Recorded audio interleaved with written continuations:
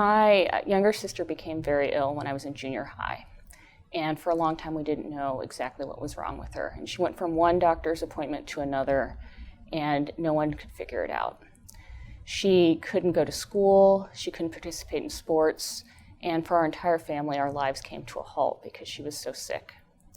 Ultimately, she was referred to a specialist, and after hearing her story and doing some additional diagnostic tests, he was able to diagnose and treat her. And I had my sister back. And he just made a huge impact on not only her life, but the lives of our entire family. And I wanted to have the opportunity to do the same for my patients and their families, and that's why I became a physician. As a transplant surgeon, we often see patients that are very, very sick, sometimes near death in the intensive care unit. With one operation, we're able to save their lives and give them an opportunity to live those lives to the fullest.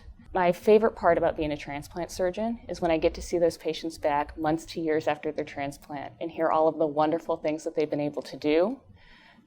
Sometimes patients that have been on dialysis for a long time aren't able to go on vacation because of the constraints of their dialysis. And I get to hear the stories about the wonderful places they've been able to visit with their kids that they've been hoping to do for 8 or 10 years but hadn't been able to do because of dialysis. In addition, sometimes patients with liver failure are near death and aren't able to have a functional life without a new liver transplant, and that gives them a whole new lease on life. Overall, I want my patients to take a very active role in their healthcare, and coming to clinic with prepared questions is great. Oftentimes, patients focus on what's going to happen the day of surgery and immediately afterwards. One thing that I wish patients would focus on more and ask about is things that they can do ahead of time prior to the surgery so that they can be best prepared for the operation.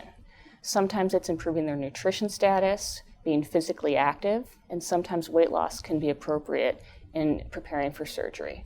And I wish my patients would ask questions about that more frequently. I'm Dr. Jamie Glorioso. My mission at Jefferson is to improve lives.